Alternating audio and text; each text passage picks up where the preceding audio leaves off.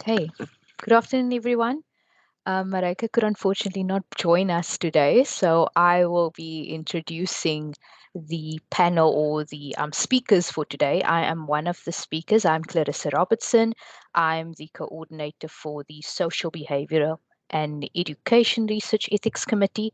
Thank you so much for cooperating with us in keeping your microphones muted and also for deactivating your videos. And thank you for joining us today. And I hope you are well and you are keeping warm if you are joining us from a very wintry Cape Town or Stellenbosch. So today's info session is actually a follow-up of the research ethics or the ethics in human research session we had on 3 March. So those of you who joined us on that session or during that session will know that we regrettably ran out of time and could not really discuss the procedural aspects of the research ethics review processes that we have for those of you who do human research. But I can tell you that we had received very positive feedback on the presentations that were done by Professor van der Merwe and Professor Hansen, who covered the principles and the benchmarks of ethical research involving human participants. So today I'm joined by my colleagues, Dr. Debbie Marais, who is the head of the Undergraduate Research Office, as well as the Undergraduate Research Ethics Committee, and Dr. Blanche Pretorius, who is the head of the Health Research Ethics Offices and Ethics Committees at the Faculty of Medicine and Health Sciences. So today we will present on our respective Research Ethics Committee procedures, so that you know what to expect and how to prepare for research ethics review, everything you need to know about those procedures. So I wonder, Debbie, if you are ready, I will hand over to you to start your presentation.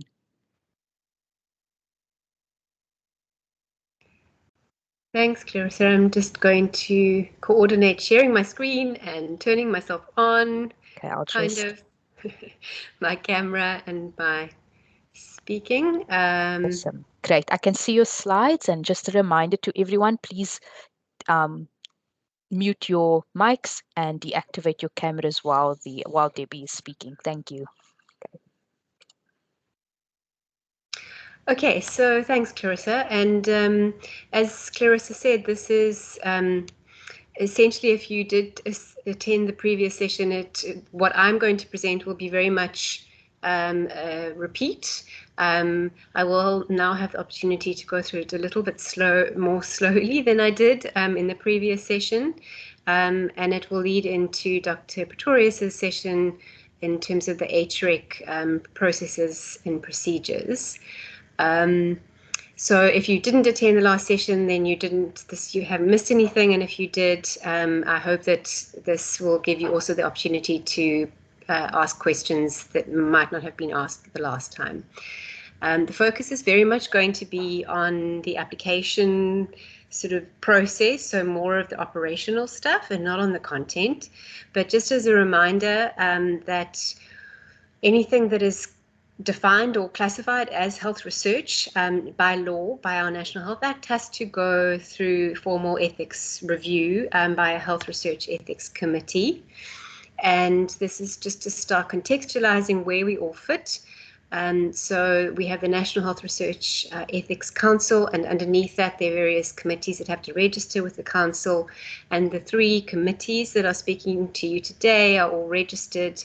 My committee, so the Undergraduate Research Ethics Committee, is a subcommittee of the 2 Health Research Ethics Committees at the Faculty of Medicine and Health Sciences. And if you're wondering about what is defined as health research, this is the official definition that is in the National Health Act. And as you can see, it's a pretty broad definition. It involves pretty much anything that's related to health. And this is what needs to be reviewed formally by a research ethics committee. I'm sure that Clarissa will go into this and also mention this, but this is the very useful infographic that's on the DRD's website. And this outlines a little bit more detail about where to submit what. So if you're confused about which committee you need to be submitting to, this is a really useful place to start. And also, if you... Hello?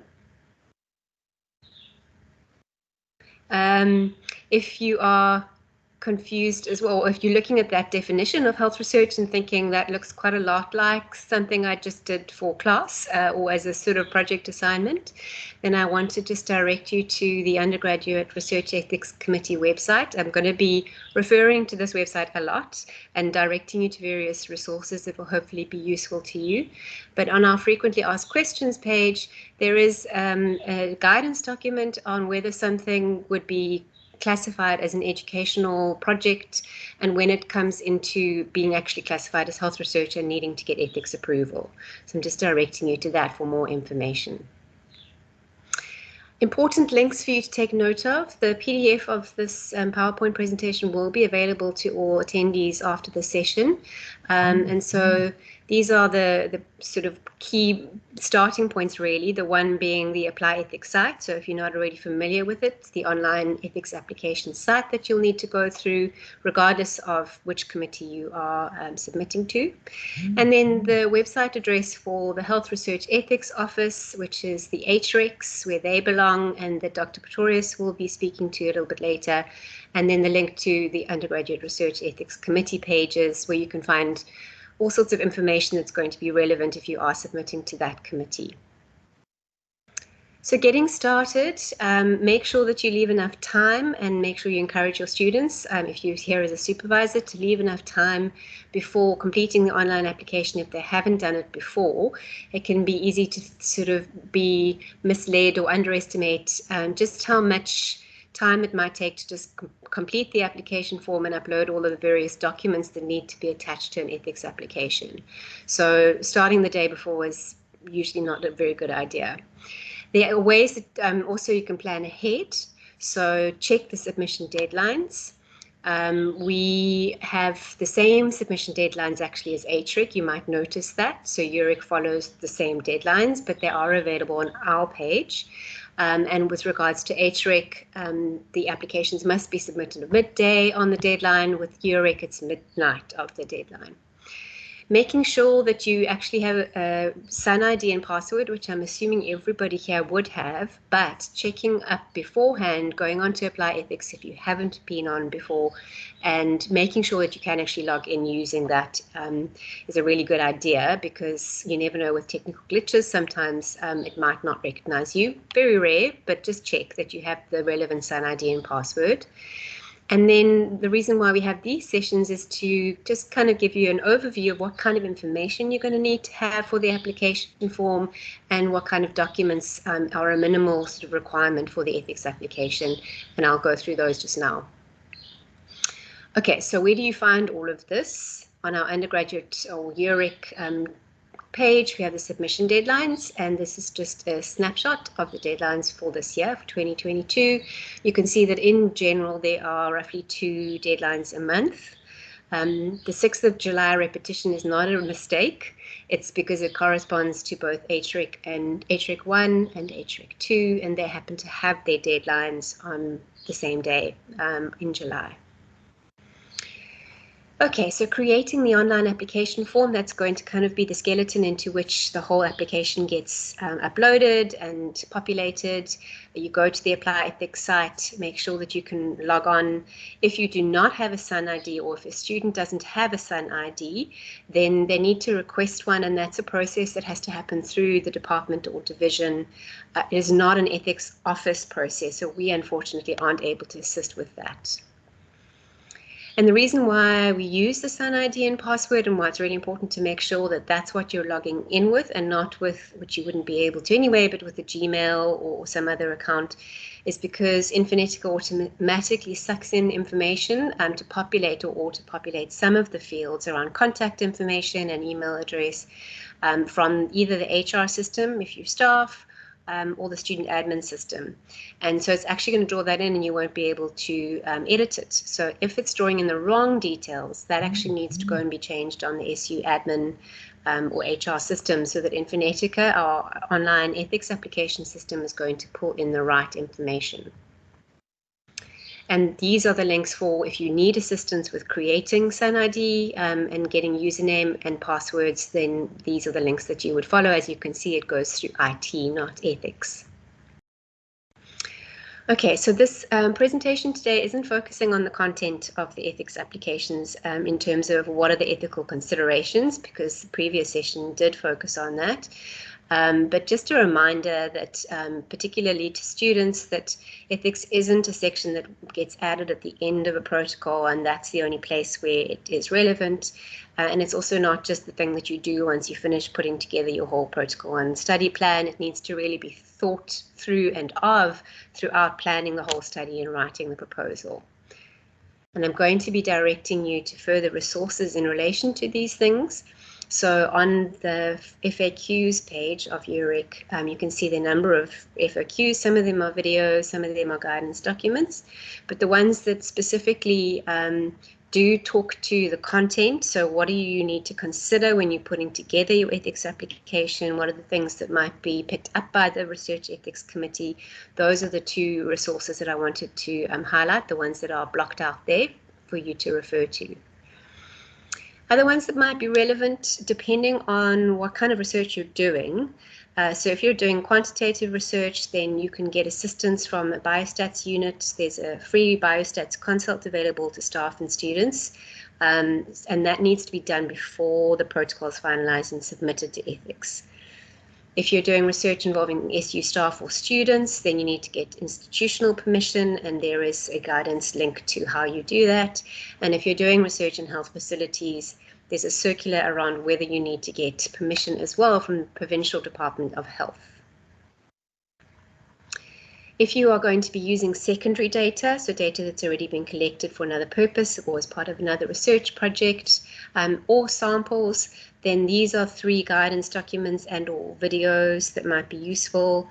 Applying for a waiver of consent, what are the ethical and consent issues around using stored data or samples, and what do you include in a protocol when you are using secondary data or samples.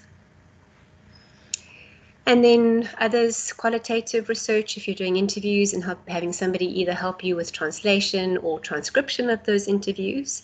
There's a document for confidentiality, so non-disclosure document for someone like that. If you're doing a case report or series, there's a guidance video on the ethics of that, and also actually a guidance video on the fact that ethics actually also does come into secondary research like systematic and scoping reviews. Okay, so the one that is most pertinent to today's information is the frequently asked questions video on how do I submit a new online ethics application. So that's the starting point, and that's the more operational video. Documents that are required. This is generally the minimum set of documents that you'll need to make sure that you have ready when you start completing the ethics application, and it's going to be asking you along the way to upload these documents. It will depend on what kind of research you're doing, so some of this might be different depending on the kind of research, and there might be additional documents that you might need if you're doing a particular kind of research, but this is the minimum set, so just to be prepared. You need your research proposal or protocol, which is obviously the biggest portion of the application, the biggest kind of thing that the committee is going to look at. And then there's a summary of that called the protocol synopsis. So you just basically summarize your proposal into a 2-page synopsis. It's kind of like a really long abstract of your whole study.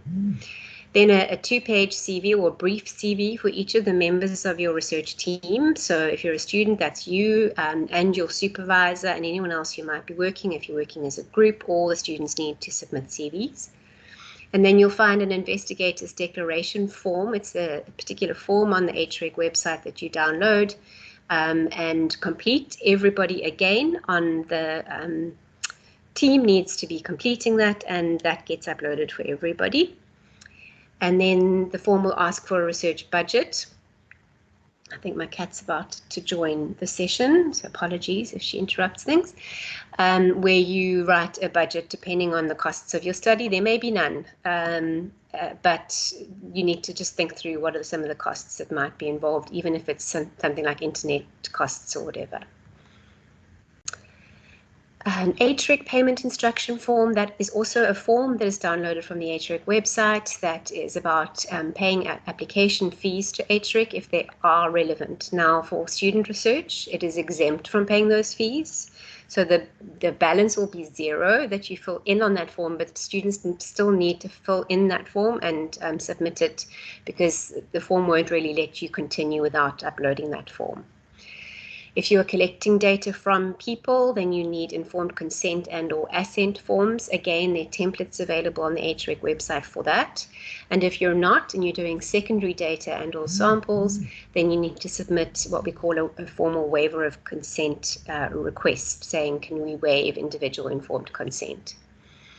Any data collection materials, so that includes your interview guide or your questionnaire or survey, or even your data extraction sheet, so what fields you're going to be taking data into from medical records or databases if you're doing secondary research. And then I'm seeing some messages. Sorry, I'm getting distracted by messages. Contact details. Oh, wait a minute. And then the signature page by your HOD of your department, and that can also be found on the HREC forms and instructions page. Information on the application form, just quickly to run through this, but this is the general kind of information.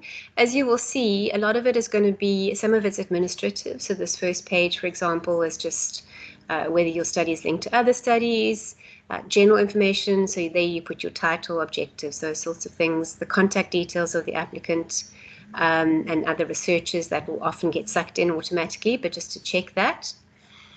And then these are the kinds of questions that to expect. So largely, some of it for students might be NA or no. If you answer yes to some of them, it might open up like more questions underneath that. So for example, if you answer yes to the question of whether the research involves children, then there will be additional questions that come up about that.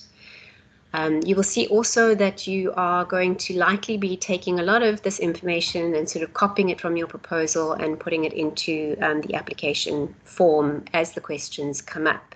For example, it asks a lot of questions about data management, your strategy, your plan, how you're going to protect the data, etc. And that, obviously, we hope you already have included in your research proposal.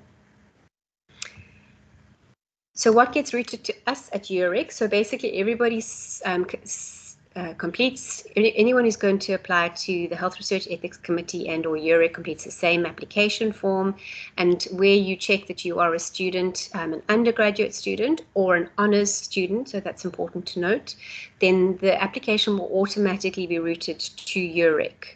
And UREC reviews all what we call minimal risk research from undergraduate and honours students. And I've put the definition of minimal risk that we use here. So it's any research in which the probability and magnitude of harm or discomfort is really not more than that than would ordinarily be encountered in daily life. And importantly, during the performance of routine physical or psychological examinations or tests. Important caveats there, that would be in a healthy child living in a stable society. Okay, so what happens after you've gone through that process and submitted? It will get routed automatically first to your supervisor, so that's important to check. Check with your supervisor that they've received the notification email and have been able to log on. They should check your application, and if they're happy with it, sign off. Once they've signed the application, then only does it get routed through to the ethics committee or office, and you should get an automated email saying it has now been submitted. So just look out for those. On our side, then the application is going to be admin checked by our UREC administrator, who is Lauren Hendricks, and if everything is complete, in other words, all the documents that are needed are there, then she will forward it to me as the UREC coordinator. I then decide whether the study is minimal risk or more than minimal risk. If it is more than minimal risk, then I need to escalate it and redirect it to HREC. In the history of managing UREC so far, I have not yet had to do that, so it's quite unlikely. And if it is minimal risk, I then send it out for review by one of our UREC reviewers. This is the general timeline of what you can expect. So minimal risk by UREC is called expedited review. So usually within about 2 days of the submission deadline that you've submitted to, I've sent it out for review to a reviewer. I give my reviewers a week, and then I start giving them gentle reminders. And most of the time, the feedback, I will say, is going to be modifications. So just build that into the timeline, expect it. Don't feel like you're the one who's done something wrong. That's what the committee is there for, to sort of pick up on things you might not have picked up on. So expect modifications. And that will generally mean that you'll get a feedback letter within 1 to 2 weeks after the submission deadline from us.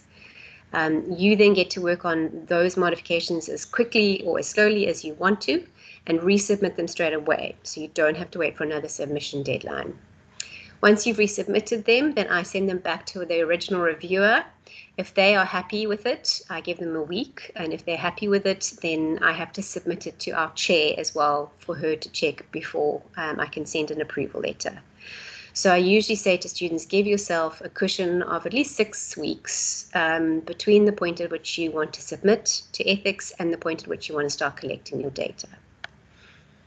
I'm sure by now everybody's familiar with what the review decisions mean. So this is what it will mean if you get these decisions on your feedback letter. Approved is obviously meaning the study can go ahead. Approved with stipulations means that the study can also go ahead, but you will find that there are additional stipulations, so very minor things that the committee still would like you to address, but you can do that with your supervisor. You should resubmit those to the ethics committee, but you don't have to wait to start your study until you have done that. Modifications is the one I was referring to earlier. So that's where the ethics committee would like to still first see those changes that you've made and have the chance to approve them before you can start your study and start data collection. And deferred means it's just a, I guess, more serious version of modifications required. It just means that there are more substantive issues with the application, and it really needs to be rethought in quite major ways. Okay, so a quick run through of the resources. I have pointed out this page, but just at the top you might see that there is a guidance document that we wrote quite early on, well, very early on in the lockdown of COVID, around changes that students needed to quickly make because they couldn't do face-to-face research anymore. And if you go into that document, you'll still see some useful links around doing research during pandemics and global health emergencies, which might be useful just to go and have a look at because technically we're still very much in that.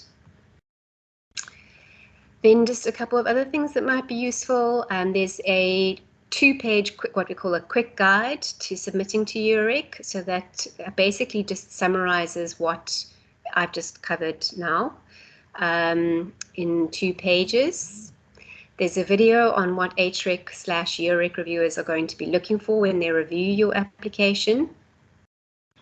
And then we've also put the review guide criteria. So this is essentially a checklist that reviewers actually use when they're going through applications, and might be a useful checklist for yourself just to go through and make sure that there's nothing there that you've missed before you submit your application.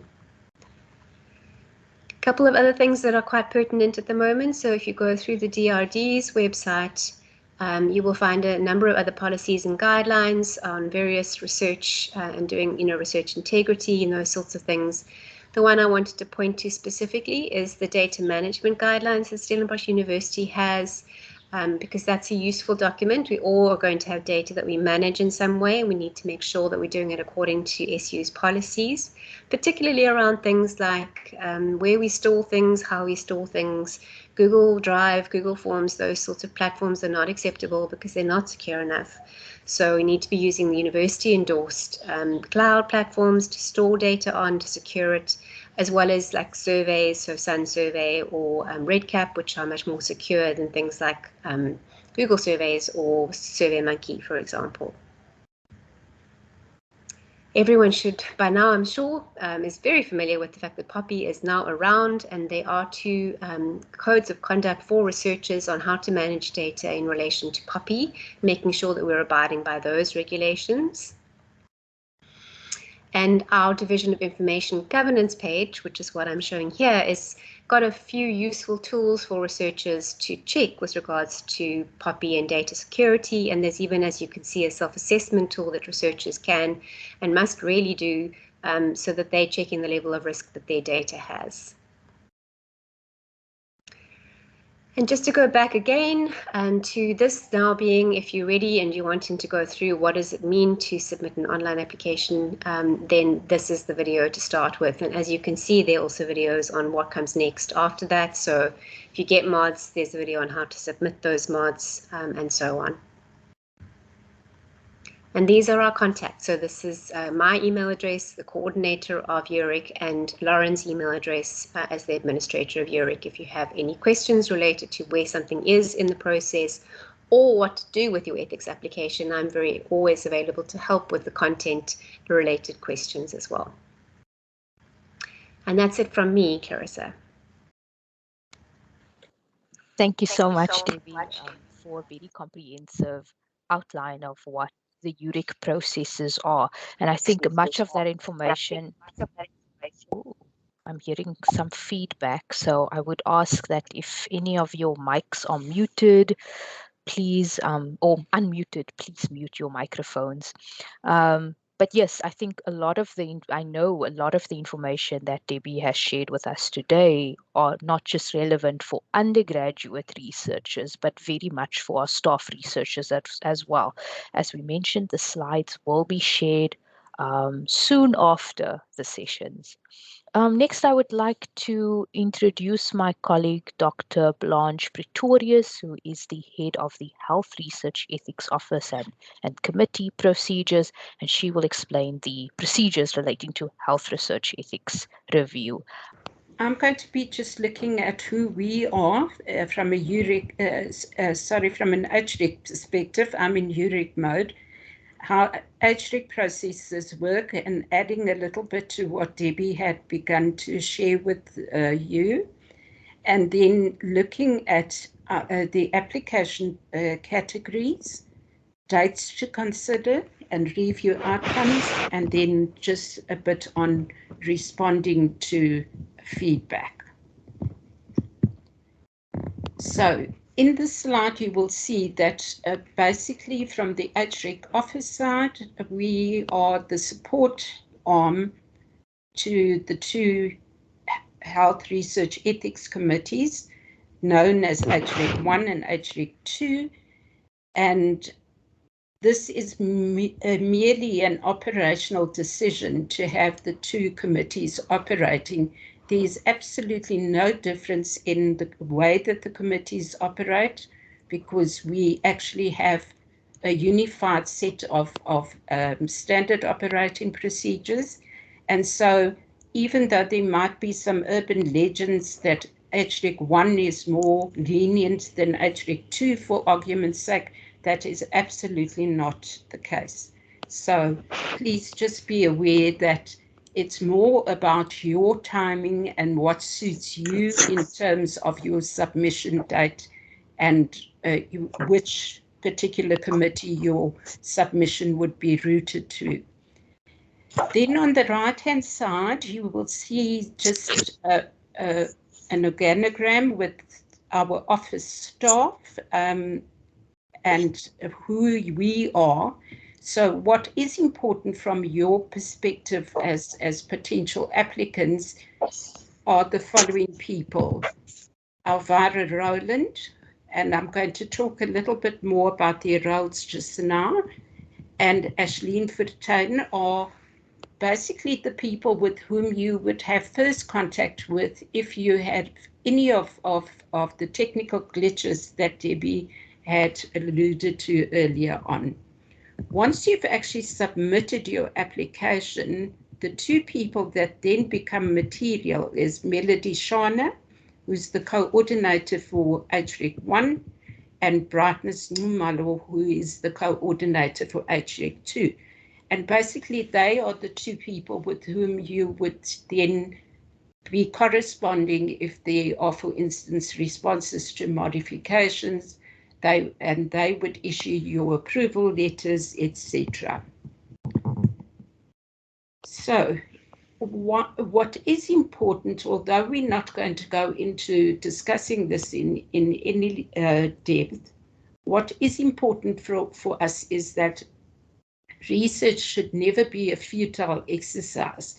So whether you're an honors student or a master's student, as soon as you involve people in research, then it must be for some scientifically valid endeavor. And therefore, you will find that quite a bit of the feedback would focus on feasibility of the study, the validity of the study, and also then that there's no potential for harm of those participants. Just to re-emphasize that in South Africa, all ethics committees are given a dual mandate. The one is to interrogate the science, and for the reasons that I've just outlined in terms of scientific validity, and then secondly, to do an ethics review. And this is often an area that is not understood by applicants, because there's the feeling that if I'm the supervisor of the student and I have said the application is okay, that a committee should not be interrogating the science. And so I lay it out there because this is important that you hold in your mind, both as student and supervisor or as researcher, that this is one level of peer review that you do actually get on your submission. And just to actually also elaborate on that a little bit more, is the reality that as people, we tend to see things wearing our own particular pair of glasses or lenses. And so whether we see the old woman or the young woman is very much a personal perspective. So it's important that as an academic or as a scholar, if you are a student, you are actually going to be open to peer review as part of making your research more ethically and scientifically acceptable. I'm not going to go into the benchmarks. Debbie actually went through that briefly in her presentation. But these are the benchmarks that the reviewers would use to actually look at your submission. So as I said, we operate 2 committees. And so in a year, as a student or researcher, if you are staff, you would have 20 meetings that you may actually apply to if your application needs to go through a full committee review.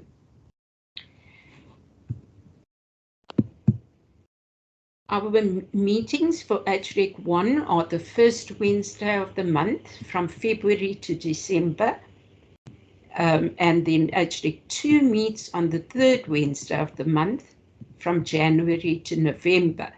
So from that, you will notice that we cover all the months of the year except for July, when both committees are in recess, obviously to fit in with the academic calendar as well. So I cannot emphasize sufficiently what Debbie also mentioned, and that is the need to actually plan in advance around when you would like to begin your research, and to budget then sufficient time to allow you to actually submit for review. Also then allow time for the communication of outcomes, and then time for you to submit your response and get your final approval. The submission and meeting dates are on our websites for the 2 committees. And as Debbie had mentioned, because of the recess in July, we have only one submission date in July, namely the 6th of July. Otherwise, you will notice that there's approximately a 2-week gap between the two submission deadlines. So if you don't make the one committee, 2 weeks later, you are then able to submit it to the next committee. And you don't have to also indicate which committee, because that is done internally. It's a back office action that is taken. So once you've submitted your electronic application for review, the submission is then categorized based on the study risk profile and or the participant's vulnerability or capacity to consent. So you would either then have your submission as an expedited review or a full committee review. And that obviously also affects the time for the feedback. So on this slide, you will see is just a snapshot of the actual HREC website and where you would actually then go to locate the forms for the application and other very useful information in terms of guidance documents as well. So in terms of new applications that are dealt with by HREC, we have a category for health research projects, and this category is normally what staff would apply for their own research projects that they are involved with. Then we would have a category in clinical trial research. Case reports or case series is another category. An exemption category. So please, just to make the distinction between exemption and exempt, we hardly have a situation where something is totally exempt from ethics approval. We'd rather have a category of exemption, and that normally involves secondary data like a systematic review or a scoping review, or it could also be a reanalysis of data which is available in the public domain. So for argument's sake, if you're looking at the police statistics over a number of years, those are published on the police website, and you would be able to reanalyze that according to a specific research question you might ask. Or in the situation of health research, what we normally see is that, for instance, Statistics South Africa would do a review of maybe infant mortality rates and those kind of statistics, and those are normally then considered in the public domain. And then, of course, we have another category for new applications, which is the registration or approval of a database or a registry or a biobank. So that would be all your new application submissions. And a further category under new applications that we also have, especially under the clinical trials aspect of submissions, we also have reciprocal reviews where, for instance, if a principal investigator from Stellenbosch University is involved in a multi-center trial with perhaps colleagues from UCT, from WITS, and UKZN, if WITS is the approving ethics committee, we would only then look at the local site conditions and that is acceptable. In other words, we would not then duplicate a full review. You can imagine that that category of review was very well received, especially in the time of COVID, where there were the vaccine trials and various other trials in an attempt to find some kind of treatment for COVID or prevention, as the vaccine trials are. Then we have a second area of submission, and that is your ongoing submissions. And basically what that is, once you've had your project approved for ethics approval, you might find that you either need to change the data collection method, or you might be adding somebody as a field worker. All those kind of actions require an amendment, and that would be what is classified then further into either a minor amendment or a major amendment. Typically, a major amendment is when either the focus of the study begins to be changed slightly. For instance, if new objectives are added, we would see that as a major amendment. Then very, very importantly, once your project has been given ethics approval, for many, especially our students, believe that that is the end of the road as far as ethics goes. Please don't forget that you also need to then every year renew your ethics approval by submitting a progress report, and then at the end of your study by giving a final report, which then closes your study. We often struggle with this particular category of submission because students think it's a once-off, and here we also rely on the supervisors to prompt students as well. One of the things that has actually been done on Infonetica is that we've had a project to also issue alerts about your annual progress report so that these come in timeously, but it remains your responsibility as the researcher to ensure that annual progress reports are done and that you then have a valid ethics approval each year. And your year would actually then follow the date on which your approval was given. So it isn't as easy as saying all approvals are done in January. So you need to make a note and ensure that your reporting is attended to. Then another area of ongoing submission is the protocol deviation, where you, for some reason or the other, need to actually deviate from that which was approved, and that would need some notification to the committee, but also approval from the committee. And then any adverse events.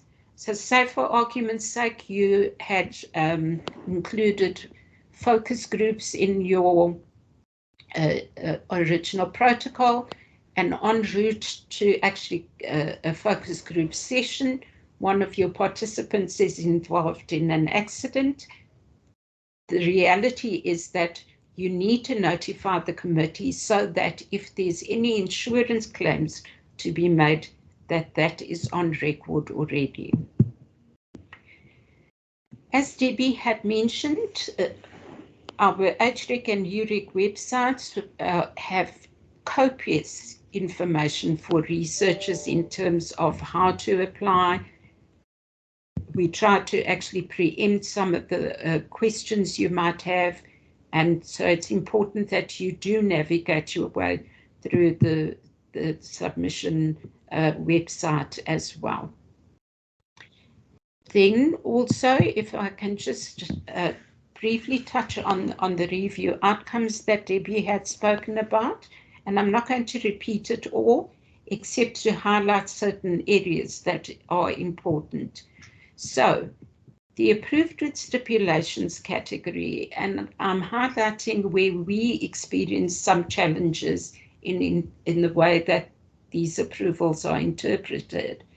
So, if you are approved with stipulations, it means that there are either questions that you and the supervisor need to attend to, or mostly these are administrative stipulations. So say for argument's sake, your study is going to be conducted in Uganda. The committee would always make a statement that says, kindly ensure that all your in-country requirements have been met and upload the relevant approvals. It's those kind of stipulations that normally are seen as purely administrative. And whilst Debbie was absolutely correct that you could start your data collection, I just want to add a caveat that it's contingent on your in-country requirements to be met first before you start your research. So similarly, in the South African situation, Debbie referred to getting approval from the province, for instance. If you are collecting data in one of the facilities, it would be important that that permission letter is also uploaded. In terms of the approved with modifications, where most of our outcomes actually lie, please be aware that there's also a response to modifications template, which you need to actually accompany your resubmission with. So that, and when I say a resubmission, it is then resubmitting those aspects of the documentation that needed modification. So you might find your protocol might need 1 or 2 tweaks, which are then done in track changes. And your assent letter might have needed some tweaking, and those are the documents you would then upload as response to mods and the name of the document, please. It just makes our lives a lot easier on our end, and also for your reviewers, who are all volunteers on the committee and therefore do this work in their spare time. So the easier you make it for us, the better for us. As I mentioned before, once your outcomes and feedback from the committee or from the reviewers comes to you, you are dealing with either Melody from HREC 1 or Brightness from HREC 2. And please, I always emphasize this. We are just people, and you can ask questions of us rather than go through the whole submission and be unsure. Please feel free to ask questions. If there are particular aspects of your study that you feel uncertain about, you can always ask for a consultation as well. On our website is a form that you can fill to request such a consultation, and we prefer that that happens in the planning phase rather than when you've done your full protocol as well. We have a dedicated email address where you can contact us for assistance, and that particular email inbox is monitored on a daily basis, and generally it's Elvira or Ashleen that would actually answer your email, and in certain circumstances would then escalate it to either myself or the chairperson. There is our telephone number where you can reach us as well. We are at the moment working in hybrid mode, so we have a daily presence on campus as well as then via email or by telephone.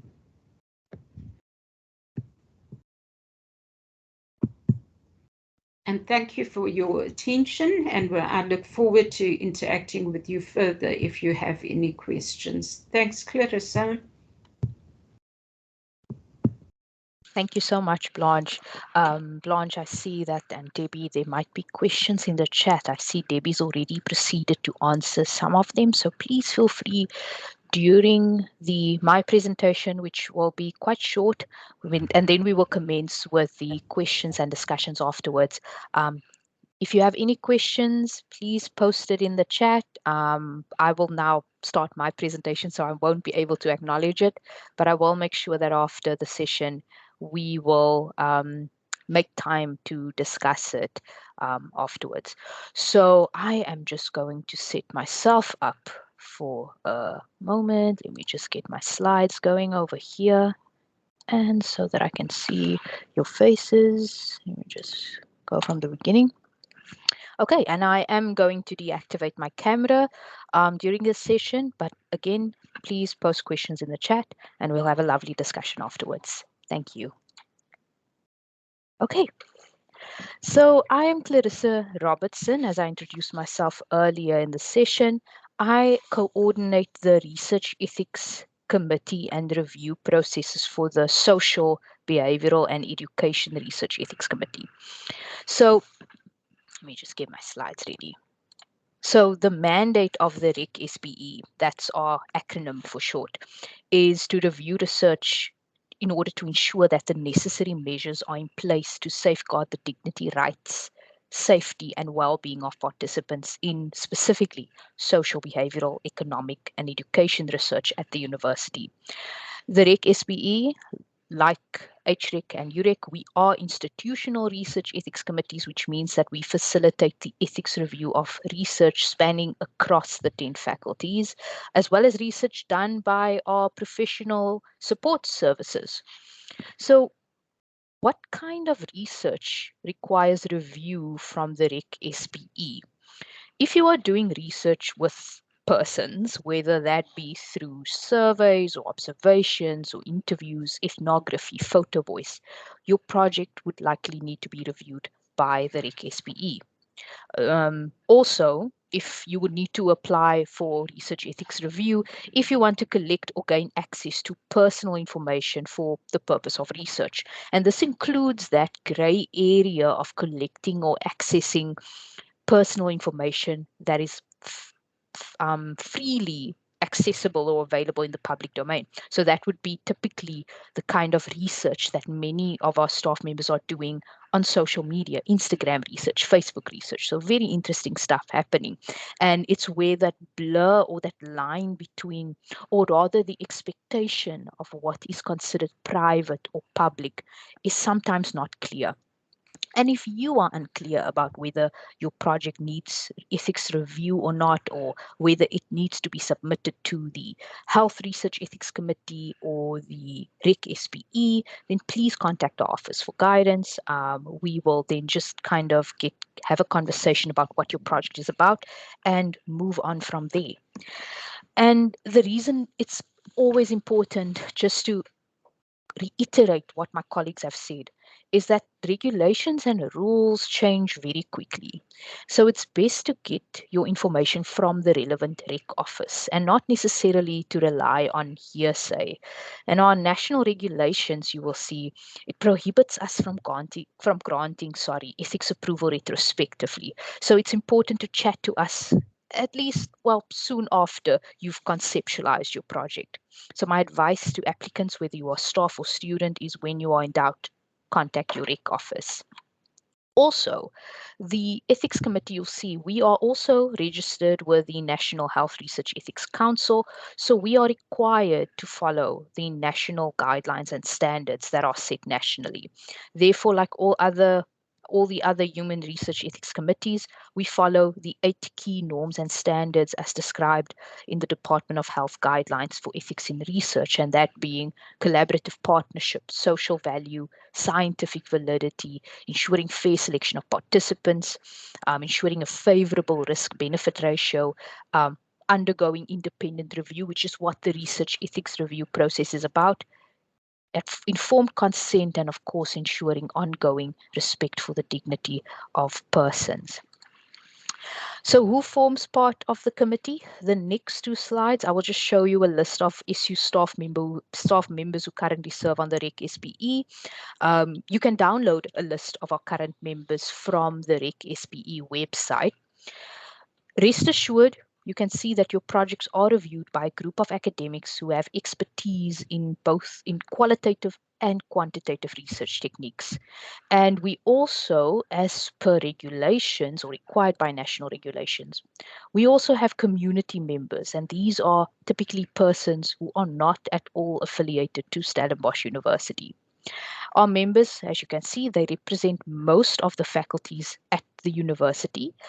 That being said, we are always looking for more members and expertise on our REC. So if you would like to know more about volunteering to serve on the REC, you're welcome to contact me about possible membership. So then how and when should you submit an application to the REC? Like all the other research ethics committees, and as Debbie and Blanche have mentioned, You submit your project for research ethics review via completing the online application forms, and that's available on a single portal, the Apply Ethics portal. You can access all the different committees' forms via that portal. You complete the required sections and you submit it for review. But again, as we sound like broken records, but we cannot underestimate, or we ask you not to underestimate how much time is required to engage with the questions of our forms. And of course, if you have a issue ID or an issue credentials, then you can log in as soon as possible and start building an application and answering the questions the moment that you've kind of conceptualized or written up your research proposal. That's actually the best advice I offer to my applicants, to say that start playing around with the form and completing the form systematically as you plan and scope out your research project. As mentioned, the REC, the REC SBE, it is an institutional committee, and like all institutional committees, we have predetermined agenda and meeting dates, and you'll see, you can find all those meeting dates when you access the DRT's website. Here's a list of the dates for the REC SBE. We implore researchers to plan their applications well in advance, because we can't sneak in any applications after the closing date due to a failure to plan a submission. So we really ask, that's why the application portals, the moment you have credentials, it's available to you. You can see the application form. So it is possible to plan your submission and to think about your submission well in advance. But not all applications need to be reviewed at a convened meeting of the Social, Behavioural and Education Research Ethics Committee. So we are slightly different from our counterparts at HREC and UREC. You see, the REC SBE, we only review research that is considered medium or high risk at these convened meetings. So research that involves persons that require special regulatory protection, so that would be your minors, inmates at correctional facilities, for example, and there might be other topics that might classify your research as medium and high risk as well. These are reviewed typically at a convened meeting of the REC. But some faculties and departments have registered department or ethics review screening committees. So these desks or FESCs, some of our staff might have heard of this acronym before. They are actually subcommittees of the REC SBE, and they have the delegated responsibility to review and provisionally approve low-risk research. Now, you will note that the emphasis on provisionally approved. This is because these desks and FESCs, of course, they are not registered with the National Health Research Ethics Council, and therefore they cannot grant formal ethics approval for research. This means that low-risk research, it can be reviewed and provisionally approved by your faculty or department ethics screening committee, but their decision to approve your research is subject to ratification by the REC SBE. So essentially all submissions, whether it's low risk or medium risk, it ends up with the REC SBE. It's just processed differently. So here is just a list of all the active desks or FESCs, department faculty ethics screening committees that we have. Not all departments have these desks or FESC committees. If your department does not, or if you don't see your department here on the list, then of course you will need to just contact our office because your application will likely need to be reviewed at a convened meeting of the REC, since there isn't a preceding process of screening your application. So then based on this, when should you apply and plan your submission? So then when you submit your application or plan to submit, for those applicants whose department has a active desk or FESC, we advise to follow your department's internal submission deadline so that they have enough time to review your application first before they send it on to the REC. Very important. If you are certain that you are doing a medium or high risk study, then you can contact your relevant desk or faculty ethics screening committee coordinator to chat with them about how to plan, when to plan your submission to them so that they can get the application to the REC SPE in time at these REC agenda closing dates. But if you don't have a desk or FESC, your department doesn't have an active department ethics or faculty ethics screening committee, then of course you need to follow the agenda closing dates that you see on your screen right now. But if this is utterly confusing and you need help with figuring out the submission date or planning, or just need to find out and confirm whether your department has an active FESC or desk, you are again welcome to contact our office for more information. So my colleagues Debbie and Blanche have done an amazing job just to describe the different procedures and application types that are available to our researchers to assist them throughout the review process or the lifespan of their project. The SPE as well, we have different review procedures, and in the next slides I'm just going to briefly touch on each review procedure. Please contact me if you have more questions on any of these, but you will get the slides so you can read through it yourself as well. So for example, I've mentioned that we have a department ethics screening review process, and that those decisions made at the department ethics screening review process or the faculty ethics screening committee, they are subject to ratification by the REC SPE. So that is the ratification process we speak of. And during that ratification process, it entails an REC member just doing an audit to confirm that the essential elements of the benchmarks and the standards are there and it is covered by the applicant, and that it's been adequately addressed as per the recommendations of the Ethics Screening Committee. And we then issue you with your confirmation of ethics clearance. We also have expedited review procedures.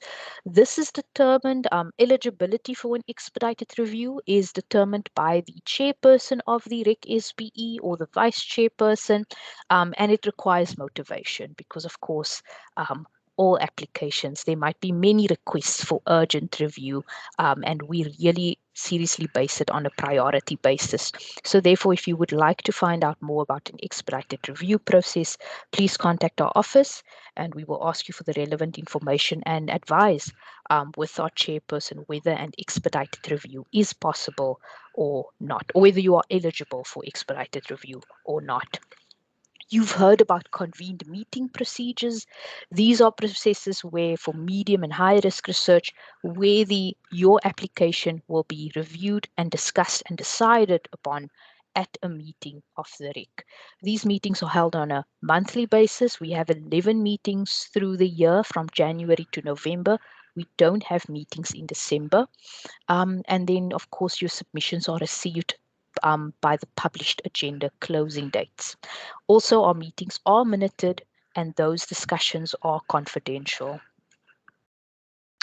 And then the expert review process. This is in the case where we do not have the relevant expertise on the REC SPE, and we have to draw in expertise from either one of the other research ethics committees, health research, the Undergraduate Research Ethics Committee, or perhaps a related specialized expertise that is required. We will find that expertise for you if it's deemed necessary. And then reciprocal review procedures, the National Health Research Ethics Council allows for reciprocal review, and the REC SPE has procedures for reciprocal review processes.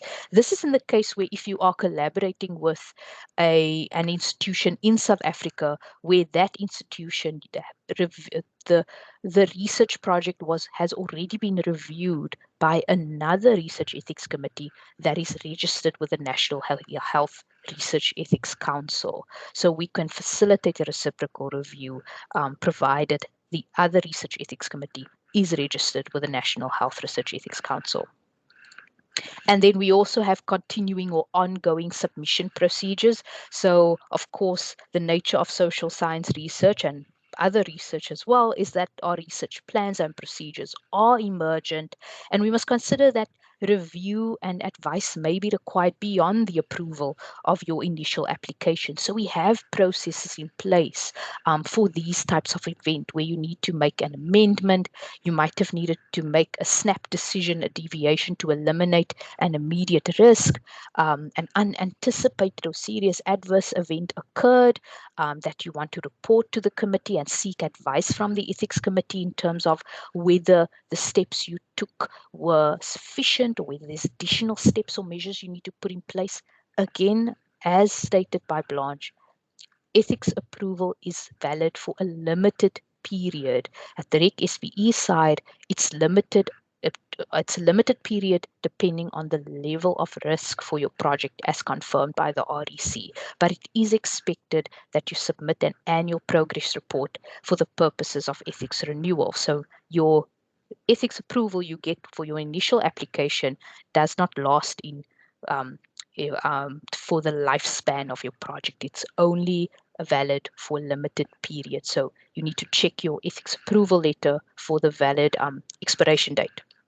And final reports. Why? Because we love to get your feedback on whether the experiences you had during the research procedures, whether these were anticipated during the review procedures, or perhaps not anticipated. Perhaps there are certain experiences you've had or insights you had during the research process that you would like to report. And I think this for us at the REC SPE is one of the benefits of having of researchers submitting final reports, is that it can be an educational experience for the REC in terms of how best to advise researchers who do similar research in related fields. And on that note, in terms of that educational process or feedback between the Research Ethics Committee and our researchers, the REC SPE office, we pride ourselves that we're not just there to process applications, even though that does take up the bulk of our time, given the high application volume, but we also offer training and consultation services to our researchers and our postgraduate students. So we've produced online training videos, which basically take you through the 8 benchmarks, and we also offer one-on-one consultations for researchers if you have specific questions about specific ethical considerations or regulatory compliance that you need to adhere to. And then here is our contact details. So for general information about what I've described above, or if you need technical assistance with your application form, we have our help desk officer, who is Mr. Aidan Williams. And then, of course, if you need a consultation on a specific ethical regulatory matter with reference to social science research or behavioral education research, or you would like to arrange a training session for your department or student group, you are welcome to contact me on the following details. And that is the end of my presentation. Thank you so much for your patience during this. We have ample time for fruitful discussion. So I think Debbie and Blanche, if you would like to just activate your cameras again so that they can see our faces. And I see that there's been much activity in the chat. So I think what I'll do is I'll just go through and start from the beginning and list the questions as it was sent to us, if that would be fine with you. Unless there is a specific question that either one of you were addressing it during the chat session and you just want to kind of highlight that now. Blanche, I see your hand. Oh, both of your hands are raised. Please go ahead. Yeah, I thought I would start with the question about sub-studies or when students work on supervisors' existing projects. So that is a very common occurrence. And generally what would happen in such a study is that the original project would have had, say, 3 or 4 objectives, and the supervisor has already got approval in place and then recruits either master's or honours level student to actually work on 1 or 2 or more objectives, depending on the nature of the study. Now, it could be as simple as adding the student or students, depending on the numbers, as a co-investigator or as co-investigators if it's more than one. And that generally is then just the student's CV and the declaration. And it's as easy as that. However, where it can get a little bit more complex is if one wants to tweak objectives and methods, and whether that then constitutes a major amendment, which is one option, or a sub-study. And it is in that category that we generally say to supervisors, please engage with us beforehand, because what we hate to have from, and I know hate is a strong word, but I use it because if from an ethics committee point of view, and I genuinely want to say this with great conviction, it's not our intention to hold up anybody's research. It is a necessary step in the research, and therefore we try to actually be as quick in the turnaround times as we can possibly be, having done due diligence in terms of the benchmarks and the processes and procedures that are asked of us by our national body. So please, I cannot stress enough how important it is that there's this pre-consultation, because we really hate it when somebody then maybe thinks their project should be an exemption, and they apply in that category, and then 3 weeks later we find it's not, and then the reviewer has to reject it, and you've got to start from scratch. And so we really want to say that the consultation service is there for a purpose, and sometimes it's not even necessary to go to a formal consultation. It could be just an informal email that you send to one of us, either via ethics@sun for HREC, or as Clarissa and Debbie had spoken about, the contact details for UREC and REC SPE. So can I just leave you with one take-home message from HREC's side, is we are there to support you as the researcher and the supervisor. We're not there to waste your time. We are at the end of an email, and please use that facility. Don't feel shy to ask as many questions as you need to ask up front. Thank you, Clarissa. Thank you, Blanche. Debbie, you also had your hand raised. Yeah, I just wanted to address the same question that Blanche has addressed in a lot of detail. I suppose just to sort of say that if it does come down to submitting a sub-study, the answer to the question that was asked in terms of this linking is that yes, so you'll find that there is a place on the application to say, is this linked to any other studies? And that's where the approval number of the original study or the parent study will be put in, so that that's a useful reference for the reviewer. Dr. Pretorius, I also wanted to just ask you as well, because I didn't want to share this without checking with you first that this is still current, and from what you said, I think it is. But there is guidance that we've posted on our website around the linking and what to do if it's linked versus a new objective. I'm just going to quickly share my screen and just show it, and then I can post the link as well in the chat, which might be a useful reference. So this is guidance from HREC around what to do if the study is linked to a larger study, particularly with regards to student studies being linked to supervisors or departmental studies. And I think it outlines what you've just said, Blanche, around, you know, if it's a new question, new application in general, and of course with the caveat at the end to say rather consult, because it's not necessarily always clear cut. Thanks for sharing that, Debbie. And again, just I cannot emphasize sufficiently just to ask rather than put yourself and a student in the situation of having to wait a further cycle of procedures to be followed. So please, again, consult, ask. You never ever irritate us by asking questions. In fact, I think it's the opposite effect that we often deal with, is the frustration of our reviewers when it sounds as though a simple answer from the office would have actually clarified a whole lot in the review.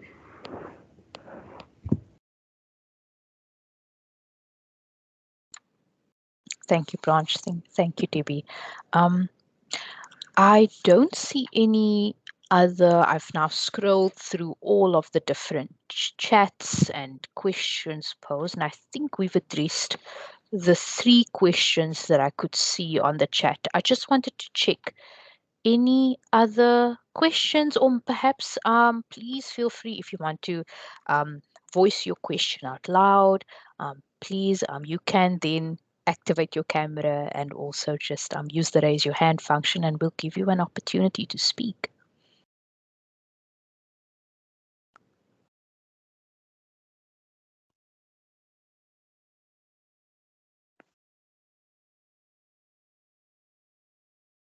I see some flashes on the screen.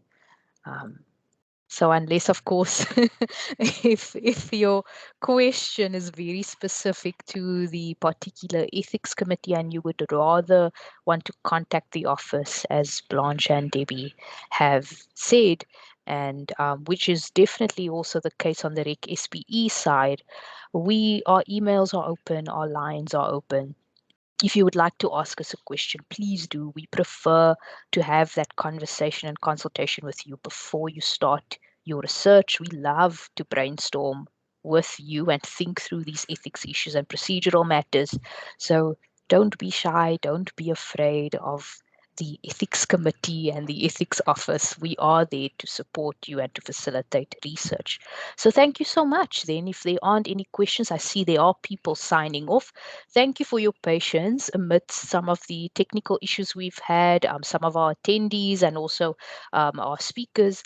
Thank you so much for your patience. Thank you, Debbie and Blanche, for being willing to do this follow-up session again after the first session that we had. And thank you, Whitney, for your support in setting up, arranging this, sending out the invitation, and also dealing with some of the technical issues and the recording thereof. As said, you will get the slides, you will get the recording. So thank you again.